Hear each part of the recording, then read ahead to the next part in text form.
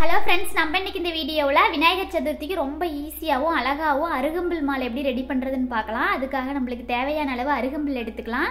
அடுத்து செவ்வரளி எடுத்துக்கிறேன். அந்த ரெட் கலர்ல இருக்கு இல்லைங்களா, அந்த அரளி பூவே பிங்க் கலர்ல இருக்கிறத எடுத்துக்கலாம். அடுத்து சம்மங்கி பூ எடுத்துக்கிறேன் பாருங்க, ஒயிட் கலர்ல இருக்கிறதுக்காக. நம்மளுக்கு எவ்வளோ நீளம் தேவையோ அவ்வளோ நீளத்துக்கு தகுந்த மாதிரி பூக்கள் நிறையாவோ இல்லை கம்மியாவோ எடுத்துக்கலாம். அடுத்தது நார்மலாக இந்த மாதிரி பலகையோ நோட் அட்டையோ இந்த மாதிரி கொஞ்சம் லென்த்தாக இருக்கிறதா நம்ம எக்ஸாம் எழுதுகிற பேடோ இந்த மாதிரி ஏதாவது எடுத்துக்கோங்க. எடுத்துட்டு இந்த மாதிரி ஒரு 3 சுற்று சுற்றிக்கலாம். பூ கட்டுற நூலில் கொஞ்சம் கெட்டியான நூலாக சுற்றிக்கோங்க. நான் இன்னைக்கு உள்ள நூல் எடுத்துருக்கிறேன். ஒரு 3 சுற்று சுற்றிட்டு அந்த நுனி பகுதியில் முடி போட்டுக்கலாம். இந்த மாதிரி 2 முடி போட்டுக்கோங்க. 2 முடி போட்டுட்டு அந்த குட்டியாக இருக்குது இல்லைங்களா, அந்த நூலை கட் பண்ணிடலாம். கண்டோட இருக்கிற நூலை நம்ம பலகையில் சுற்றணும் இல்லைங்களா, அதில் 2 மடங்கு வச்சுக்கலாம். ஒரு முடி போடுறதுனா 2 மடங்கு வச்சுக்கலாம். இல்லை ஒவ்வொரு கண்ணிக்கு 2 முடி போடுறோம்னா 2.5 மடங்கு கூட விட்டு கட் பண்ணிக்கலாம். அடுத்து நாட் போட்டுக்கலாம் பாருங்க. எப்பயுமே பூ கட்டுறதுக்கு முன்னாடி ஃபர்ஸ்ட்ல இந்த மாதிரி 2 நாட் ஸ்ட்ராங்காக போட்டுக்கோங்க. இந்த மாதிரி நூலை வந்து மேல் பக்கமாக தூக்கி போட்டு அந்த ஹோல்ஸில் கீழ் பக்கமாக இருந்து நம்ம பக்கமாக இழுத்தமாக முடி விழுந்துடும். அவ்வளோதான். இந்த மாதிரி ஈஸியாக நாட் போட்டுடலாம். அடுத்தது இந்த மாதிரி கம்மியான அளவு, ஒவ்வொரு கண்ணிக்கும் இந்த மாதிரி கம்மியான அளவு அருகம்புல் எடுத்துக்கோங்க. ரொம்ப அதிகமாக எடுத்தோம்னாலும் மாலை மொத்தமாக இருக்கும். இந்த மாதிரி கம்மியான அளவு எடுத்து கீழ் பக்கமாக ஃபர்ஸ்ட் நூலுக்கும் 2வது நூலுக்கும் சென்டரில் இந்த மாதிரி வச்சுக்கோங்க. இந்த மாதிரி வச்சுட்டு நாட் போடும்போது அருகம்புல்லை நம்ம பக்கம் தள்ளி பிடிச்சிக்கிட்டு இந்த மாதிரி நூலை மொத்தமாக சேர்த்து மேல் பக்கமாக போட்டு அந்த ஹோல்ஸில் இருந்து நூலை நம்ம பக்கமாக இழுத்துக்கலாம். அவ்வளோதான். நாட் நல்லா இறுக்கமாக போட்டுக்கோங்க. அடுத்த கண்ணி பாருங்க, அதே அளவு அருகம்புல் எடுத்துக்கலாம். இந்த மாதிரி வச்சுக்கலாம் பாருங்க. கீழே வந்து அளவு ஒரே மாதிரி வர மாதிரி வச்சுக்கோங்க. மேலே இருக்கிறது எக்ஸ்ட்ரா இருக்கிறதெல்லாம் கட் பண்ணிடலாம். இந்த மாதிரி அருகம்புல்ல வந்து ஃபர்ஸ்ட் நூலுக்கும் 2வது நூலுக்கும் சென்டரில் வச்சுட்டு அடுத்தது 2வது நூலுக்கும் 3வது நூலுக்கும் சென்டரில் இந்த மாதிரி 2 சம்மங்கி பூ வச்சுக்கலாம். அடுத்தது அந்த சம்மங்கி பூ மேலேயே 2 அரளி பூ வச்சுக்கலாம் பாருங்க. இந்த மாதிரி செவ்வரளி எடுத்துருக்கிறேன். அரளி பூ வச்சுக்கலாம். காம்பு வந்து நல்லா மேல் பக்கமாக இருக்கணும். நம்ம சம்மங்கி பூ காம்பும் அரளி பூ காம்பும் இந்த மாதிரி மேல் பக்கமாக இருக்கணும். நம்ம பக்கமாக தள்ளி பிடிச்ச மாதிரி நூலை தூக்கி மேலே போட்டு அந்த ஹோல்ஸ்ல இருந்து நூலை நம்ம பக்கமாக இழுத்து நாட் போட்டுக்கலாம். கொஞ்சம் இறுக்கமாக நாட் போட்டுக்காங்க. 2 நாட்டு வேணாலும் இந்த இடத்துல போட்டுக்கலாம். நல்லா ஸ்ட்ராங்காக இருக்கும். அடுத்த கண்ணி ஃபர்ஸ்ட் வச்ச மாதிரி அருகம்புல் மட்டும் வச்சுக்கலாம். இந்த மாதிரி அருகம்புல் மட்டும் வச்சுட்டு நம்ம பக்கமாக அருகம்புல்ல தள்ளி பிடிச்ச மாதிரி இந்த மாதிரி நாட் போட்டுக்கலாம். அப்போதான் நல்லா ஸ்ட்ராங்காக இருக்கும், நல்லா இறுக்கமாக இருக்கும், எங்கேயும் கேப் இல்லாமல். அடுத்தது அருகம்புல் வச்சுக்கலாம். அதாவது ஃபர்ஸ்ட் நூலுக்கு 2வது நூலுக்கு சென்டரில் அருகம்புல் வச்சுட்டு 2வது நூலுக்கு 3வது நூலுக்கு சென்டரில் சம்மங்கி பூ வச்சுக்கலாம். அந்த சம்மங்கி பூ மேலேயே அரளி பூ வந்து காம்பு இந்த மாதிரி வெளிப்பக்கமாக காம்பு கொஞ்சம் விட்டு வச்சுக்கோங்க. அப்போ தான் வந்து உருவிட்டு வராது. நாட்டும் நல்லா ஸ்ட்ராங்காக இருக்கும்போது நல்லா டைட்டாக பிடிச்சிக்கும்.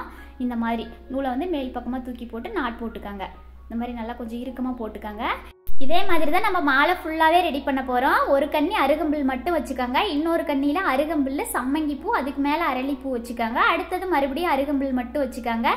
இந்த மாதிரி ஒன்று விட்டு ஒன்று வைக்கும்போது நல்லா நெருக்கமாக பார்க்கறதுக்கு அழகாக இருக்கும். கசகசன்னு இருக்காது. மாலை மாதிரி ரொம்ப அழகாக இருக்கும். இதே மாதிரி நம்ம எவ்வளோ நீளத்துக்கு வேணாலும் ரெடி பண்ணிக்கலாம். நான் இன்னைக்கு கொஞ்சம் நல்லா பெரிய மாலையாகவே ரெடி பண்ணி காட்டுறேன். குட்டி விநாயகராக இருந்தால் இந்த மாதிரி சின்ன மாலையாக ரெடி பண்ணி போட்டுக்கலாம். கொஞ்சம் பெரிய விநாயகர் சாமி சிலைக்கு வந்துட்டு நம்ம கொஞ்சம் பெரிய மாலையாக ரெடி பண்ணிக்கலாம். இந்த மாதிரி ரெடி பண்ணி போடும்போது பார்க்க ரொம்ப அழகாக இருக்கும், 3 லேயராக. இதே மெத்தட்லேயே நம்ம சேனலில் போன வருஷம் விநாயகர் சதுர்த்திக்கு ரொம்ப அழகாக மாலை ரெடி பண்ணியிருந்தோம்.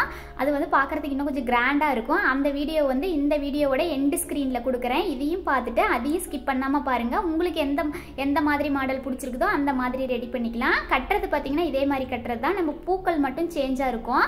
அது வந்து உங்களுக்கு எந்த பூக்கள் ஈஸியாக கிடைக்குதோ அந்த பூக்களை வச்சு கட்டிக்கலாம். ஏன் இதே மெத்தடில் ரெடி பண்ணி போட்டிருக்கிறோம் அப்படின்னா, பூக்கட்ட தெரியாதவங்க கூட இந்த மெத்தடில் ரொம்ப ஈஸியாக பூக்கட்டி பழகலாம். ஃபஸ்ட்டு கட்டும் போதே ரொம்ப அழகாக வரும். நம்ம கை கட்டோ இல்லை மாலை கட்டோ கட்டும்போது அது கொஞ்சம் பழகிட்டு தான் கட்ட முடியும்.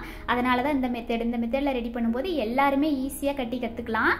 நம்ம பலகையில் எவ்வளோ நீளத்து கட்ட முடியுதோ அவ்வளோ நீளத்து கட்டிட்டு லாஸ்ட்டாக முடிக்கும் போது மட்டும் நல்லா ஸ்ட்ராங்காக 2 முடி போட்டுக்கோங்க. முடி போட்டுட்டு இந்த மாதிரி கழுத்து பக்கமாக எக்ஸ்ட்ரா இருக்கிற அருகம்புல் எல்லாம் கட் பண்ணிக்கலாம் பாருங்கள். நான் சம்மங்கி பூவோட காம்பு இருக்குது இல்லைங்களா, அந்த காம்புக்கு எக்ஸ்ட்ரா இருக்கிறது எல்லாமே கட் பண்ணிக்கிறேன். சம்மங்கி பூ காம்போட அளவு கரெக்டாக இருக்கும்போது பார்க்கறதுக்கு அழகாக இருக்கும் பாருங்கள். ரொம்ப ரொம்ப அழகாகவும் சிம்பிளாக நம்மக்கிட்ட இருக்கிற பூக்களை வச்சே ரெடி பண்ணிடலாம். சின்ன விநாயகர் குட்டி விநாயகராக இருந்தால் இந்த மாதிரி ஒரு 2 செட்டு ரெடி பண்ணி போட்டோம்னா போதும். இதே கொஞ்சம் பெரிய விநாயகர் சாமியாக இருக்குதுன்னா அதுவும் நான் வந்து ஜாயின் பண்ணி காமிக்கிறேன் பாருங்கள். இந்த மாதிரி நூல் விட்டு கட் பண்ணும்போது எக்ஸ்ட்ரா விட்டு கட் பண்ணிக்கோங்க. இதே கழுத்து பக்கம்லாம் நூல் போகுது அப்படின்னா இன்னும் கொஞ்சம் எக்ஸ்ட்ராவே இந்த மாதிரி விட்டு கட் பண்ணிக்கோங்க. அவ்வளோதான். நான் ஏற்கனவே இதே மாதிரி 2 செட்டு கட்டி முடி போட்டு வச்சிருக்கிறேன். இது வந்து மூணாவதாக கட்டி இப்போ முடி போடுறேன் பாருங்கள். இந்த இடத்துல நார்மலாக நம்ம கட்டி வச்சிருக்கிறத இதே மாதிரி வச்சு சாதாரணமாக கயிறு முடி போடுற மாதிரி இந்த இடத்துல முடி போட்டுக்கலாம் பாருங்கள். நல்லா ஸ்ட்ராங்காக 2 முடி போட்டுக்கோங்க. முடி போட்டது அந்த இடத்துல கொஞ்சம் கேப் இருக்கிற மாதிரி இருக்கும். அந்த கேப்பில் வந்து இந்த மாதிரி ஒரு அரளிப்பூ எடுத்து வச்சுக்கலாம். சாதாரணமாக இந்த மாதிரி ஒரு அரளிப்பூ எடுத்து வச்சுட்டு நல்லா இருக்கமா 2 முடி போட்டுட்டு அந்த நூலை எக்ஸ்ட்ரா இருக்கிற நூலை வந்து கட் பண்ணிடலாம். அவ்வளோதான். ரொம்ப ரொம்ப அழகாக, எங்கேயுமே கேப் இருக்காது, ஒரே மாதிரி பார்க்குறதுக்கு ரொம்ப அழகாக இருக்கும். இந்த மாதிரி நம்ம ரெடி பண்ணிவிட்டு அருகம்புல் வந்துட்டு வெளிப்பக்கமாக பாருங்கள் ரொம்ப நீளமாக இருக்குது. அப்படிங்கும்போது இந்த மாதிரி கட் பண்ணிக்கலாம். ஆனால் கட் பண்ணுறதை விட கட் பண்ணாத அப்படியே போடும்போது தான் அழகாக இருக்கும்.